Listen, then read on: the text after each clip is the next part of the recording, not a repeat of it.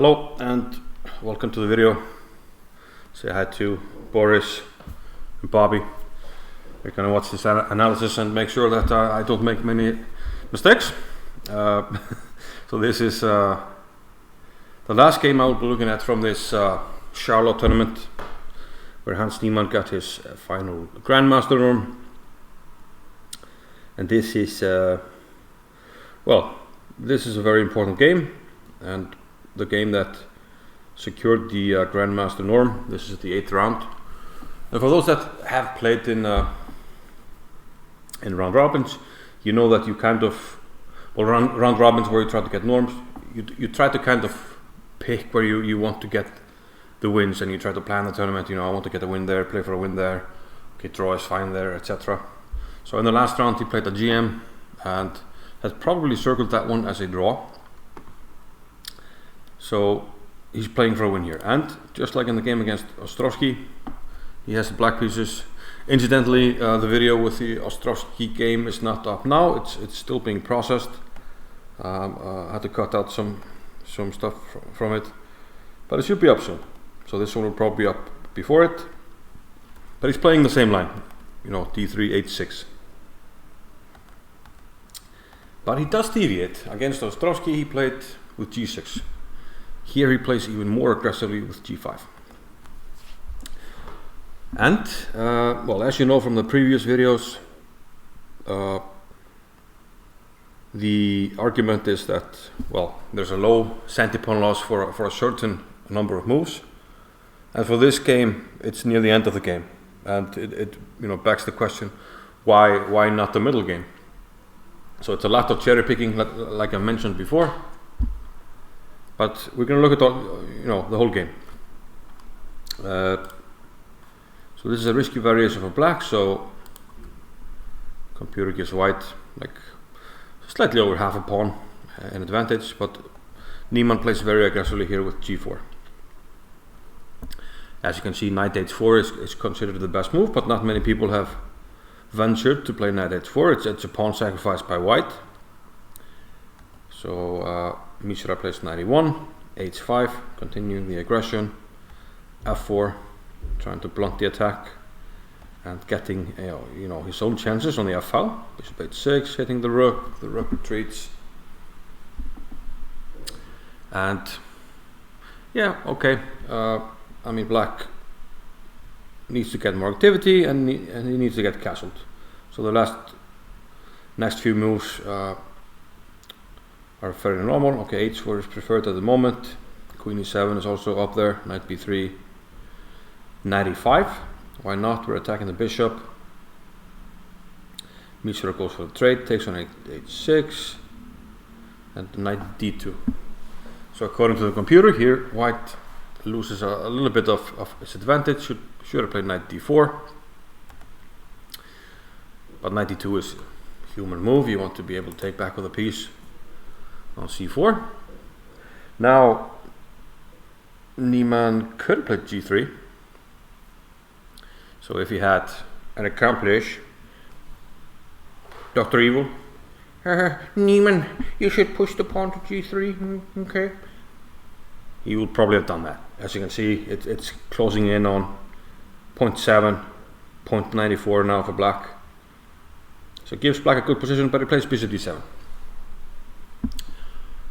And of course these moves are omitted from the ACL, average centi-pawn loss analysis. But now he plays D3 after bishop E3. He sees it now. And this, obviously black wants to open up the position, and black wants to open up the position, and white wants to keep it closed. So white plays H3. If he takes on G3, black castles, and the rook will enter the fray. We're ready to double. It's going to be trouble for white. So H3. And now knight F to G4. Sacrifice, but white declines. He plays Queen E2. It's fairly obvious that this is super dangerous. We take with the H pawn. And every chess player should know this theme. If you don't make Luft, I'm gonna checkmate you like this. Queen H4 and checkmate. This is relatively well known. And well, how can you defend otherwise? It's difficult, let's just say that. So a move like rook f4, I mean queen g5, long castles, etc. Black has a tremendous attack, as you can see. So white doesn't take the knight, he plays queen e2. And queen e2 he plays because if he plays d4 immediately, which is useful to target this pawn because we have pieces attacking it, rook on f1. So d4 is useful, but that would allow knight e3. So white plays queen e2 to stop knight e3. And now sort of comes the moment where, well, the only move that one would, if one doesn't analyze it, one would think, okay, this might be suspicious. But he plays knight h2. So does this knight speak for itself? Because it's clear that this knight will not see the light of day, either at all or for a long time. So I started to think about this. Well, first of all, if we keep the knight on g4 and long castle, now we can play d4. f7 is hanging, black is falling apart. So knight h2.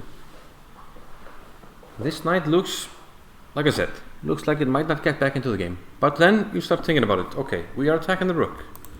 Where can the rook go? It turns out the rook doesn't have a square. So we're winning the exchange. So that's point number one. And that's not hard to deduce. So the rook is attacked. In the game, Mishra played queen e3, but if he plays rook f4, we simply attack the rook and we win it. Queen e3 only move to defend the rook, but then rook f6 pin and win the rook. Game over. Game over, red rover. So rook f5 would be a move, but then we're happy, okay. We're up the exchange, and we'll play with the knight on h2. Another long-term factor of the knight on h2 is as long as we keep pawn on g3, if we simplify down to an endgame, this king is always stuck here. So it's kind of a, kind of a balance situation there, dynamic balance. So we give up one thing, but we get another. And this is after we win the exchange, which is actually looks forced. So queen e3 was played, rook h7, protecting the f7 pawn, useful. Rook f4, and okay, we now protect the pawn. Again, number one move, but we have to protect the pawn, right? What else? h4, d4, and now knight g6. And knight g6 was coming anyway, and this rook was being dropped. So after having analyzed it, when I looked at it first, I didn't realize that black actually wins the exchange by force after knight h2. So the move makes a lot more sense than when you see it the first time and you just think, okay, well, it's stuck here because we don't win the exchange until after a couple of moves. But it was actually forced. There was no way to save the exchange. Okay, knight d3. We could take immediately on f4, but then we'd have to worry about knight d5, so why not castle? The rook is not going anywhere. Rook e1, still the rook is not going anywhere, and only now after e5, white is threatening to go here, so now we have to take the rook. So I think these moves make sense. And note again, we are not yet in the area where black is supposedly playing with a very low center pawn loss. I think it was once again something like 4 center pawn loss. But okay, we're looking at the game as a whole. So knight c4, d5, and here Niemann goes for a trade, gives back the exchange, takes on d6, takes on e3, and rook h6. So he's going to win the d6 pawn. And the very important point is that white can't play this because of this. Excuse me. So knight e2, and rook f6, mate on f1, of course. So knight can't move, and the knight actually turns out to be useful. So knight e2, and now we force the rook trade, and black is up a pawn on this endgame. The only question is, can he get the knight out? So b4, b5, which is nowhere on the radar of the computer, and I think actually positionally it's not a good move because black loses a lot of flexibility For instance, like playing b6 and just controlling squares that the knight can go to, like b6, f6 if you want to control, you know, this knight at some stage, maybe after you get the king in. So I think black loses some flexibility, and computer agrees. The evaluation drops. Of course, this is omitted from the cherry-picked analysis, and we only start here. Okay, note that here, after bishop takes a4, bishop f5, bishop b3. I think it was.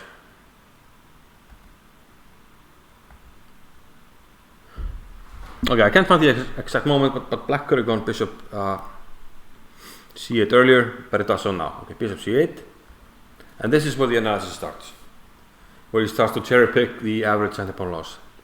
So black plays bishop a6. We've gone back and forth a little bit, but bishop a6 is super logical. We want to get this knight out, right? That's one of our long-term plans. Okay, white tries to prevent that with bishop e2, and now we take, because it's just a calculation now, and it's super clear that we're going to get the king in, because this king is boxed out.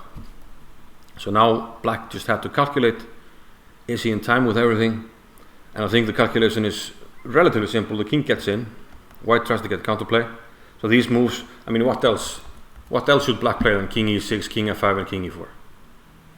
There's nothing else in the position, so of course the computer will agree. Knight a5, and now f5, and black is winning. But I mean, what else? What else is black supposed to do? And even if he didn't see this, he could have calculated the king e4 and kept on going. Okay, we can go here, and Punin says that it's a draw. Most likely it is, but black still has chances. Okay, we play a6 first, and then we take the pawn. And I looked at the line like this, and okay, granted, probably we can't win this. Something like, let's go here. But white has to be careful. He can't go after the pawn, because the knight will be trapped. The king will just simply chase it. And most likely we can't win this. But okay, black can reach this position with king e4 and know that he will not lose by taking on c3. So all he has to do is find f5, and I mean f5, f5, f4, f3, free the knight. Is that, if I pose this as a puzzle, black to move, you know, I mean, what else? So he plays f5, f4, f3. These, once you see f5, the other moves speak for themselves. I mean, I'm threatening this, you have to take. Of course I take. King f1, knight g5, I'm hitting this. In the game he played knight e5. There's no time to protect the pawn. There's simply knight here, check. The pawns are too strong. And in fact, I mean, not only are the pawns too strong, we just have a mating attack. King somewhere, king f3. Every strong player knows that when you have a king, a pawn, and a knight, you're queening or mating. So he tries to stop him. And now another relatively simple tactic, g2 and knight f4, trading off the knights. You have an outside pass pawn. Every strong player knows this. Outside pass pawn wins the pawn endgame. And it's not even a matter of, I think you said in the video it was a matter of one tempi. You can actually give white king f4 here, take on c3, king e5, king c4, and black still wins. So it's actually two tempis. So it's a clear win. King c5 and resigns. So again, cherry-picked moves, but the endgame actually looks relatively straightforward. You know, the king has, you know, you trade the bishops, the king comes in, fairly obvious, and either you go for the pawns or you push f5. There are only two choices, and f5 is not hard to see. I don't see what's fantastic about this, to be honest. And once again, I'm going to finish here by tooting my own horn. And look at one of my own games. So we're going to fire up Stockfish 15. And I'm going to add a image, which I forgot to do before I started the video, but this will be quick. Okay, here and here. So this is the analysis I did on the game I'm about to show you.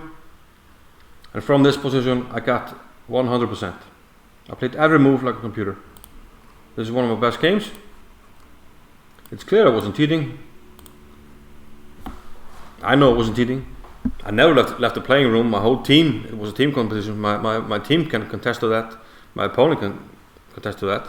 So just to show you that, let's see how many moves. Actually, we can even go from the beginning. G3 top move right now, bishop d2 top move, c takes d5 top move, knight f3 top move, castles top move, d4 top move, knight takes d4, queen takes d4 top move, knight b4, queen takes g7 top move, of course, bishop f6, queen h6 top move, knight c3 best move, rook d1 best move, bishop d7, knight d5 best move, bishop b7, queen c7 best move, bishop h6 best move, f6, bishop f3 best move, bishop h5 best move, bishop takes g6 best move, queen takes g6 best move, rook f7, queen g8 best move, black resigns.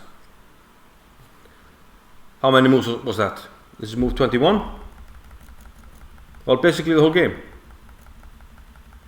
So you can't just look at the moves. The moves have to speak for themselves. In this game, the moves speak for themselves. I'm not going to analyze it. You can check out a link to the video. This is one of my best games. I have a video on this game. But once again, you can't just look at the moves. The moves have to make sense. And this was, every single move was a top engine move, but there was nothing special going on. I calculated the correct line and it worked out. Check out the analysis and you'll see. So my conclusion, this Charlotte tournament, there's almost nothing suspicious. If you put the whole games in, the cap score, I put the cap score in and the average end-to-point loss for the whole game, it's never suspicious. It's just Punin is cherry picking like 10 moves from each game. If you win a game, of course you're going to play well for a stretch of moves, and he got a GM norm, so he plays well for the tournament. So I don't know, this is a confirmation bias with a lot of cherry picking, and my conclusion is, for this tournament at least, is that there's nothing suspicious going on. What do you think? Let me know. Thank you.